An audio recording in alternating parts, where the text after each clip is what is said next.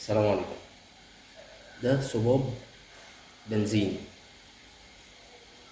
وده صباب عادي. طبعا الموضوع ده يا جماعه عامل قلق على السوشيال ميديا اليومين دول. تمام. ناس بتطلع بتعمل فيديوهات وتقول لك ليه الصباب بتاع البنزين بيلزق. تمام بالشكل ده اهو. تمام. صباب البنزين بيلزق بالشكل ده اهو. تمام. والصباب بتاع العادم ليه ما بيلزقش اهو. الصباب العادم ما بيلزقش.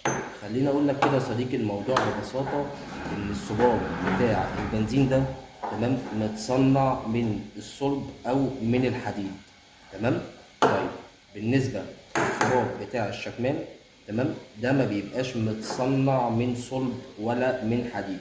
ده بيبقى متصنع من مواد تانية زي مواد مثلا الاستانلس او اي حاجه ملهاش علاقه بالحديد او الصلب. ليه بقى؟ علشان الصباب ده بيتعرض لسخونة عالية.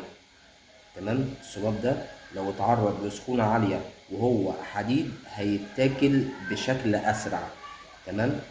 أما الصباب بتاع البنزين تمام يعني بيتعرض لدرجة حرارة أقل نسبيا.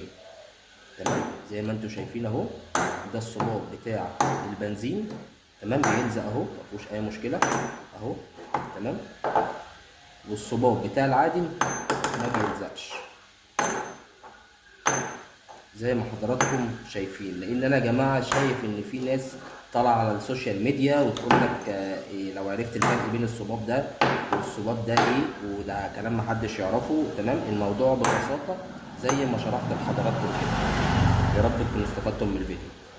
السلام عليكم.